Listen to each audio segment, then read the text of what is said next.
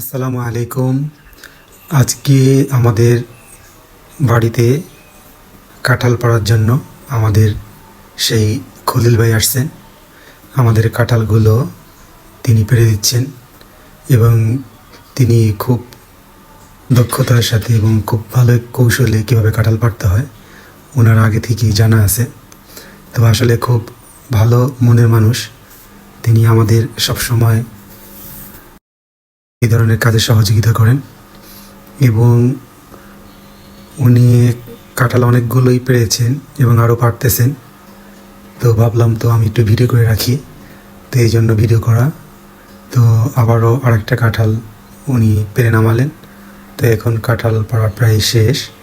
তো উনি গাছ থেকে নেমে যাচ্ছেন এবং উনি যে কোনো গাছেই উঠতে পারেন, আম, কাঁঠাল গাছ, তারপরে নারকেল গাছ। তো উনি মূলত আমাদের বাসায় বেশি যাতায়াত হয় ওনার, এই জন্য উনি আমাদের একটি মাদ্রাসা আছে আমার মার নামে, হজরত ফাতেমাতুজ জোহরা মহিলা মাদ্রাসা।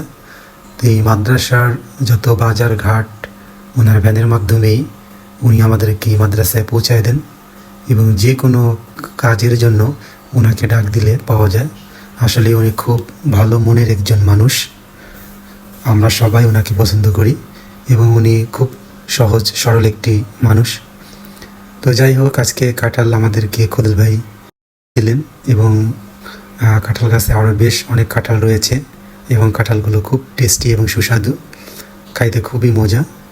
তো কাঁঠাল আজকের জন্য এই পর্যন্তই পাড়া শেষ হইল। আবার যদি কাঁঠাল আরও বাতি হয় বা পাকার উপযুক্ত হয় তখন খলিল ভাই আবার এসে আবার পেড়ে দিবেন। তো এখন এখানে কাঁঠাল মোট 60%। তো আজকে 60 পাড়াই পর্যন্তই। তো খলিল ভাইয়ের কাজ শেষ, তাই এখন উনি চলে যাবেন। তো কাঁঠাল পাড়া শেষ। তো সবাই ভালো থাকবেন এবং আমাদের জন্য দোয়া করবেন। আল্লাহ হাফেজ। আসসালামু আলাইকুম।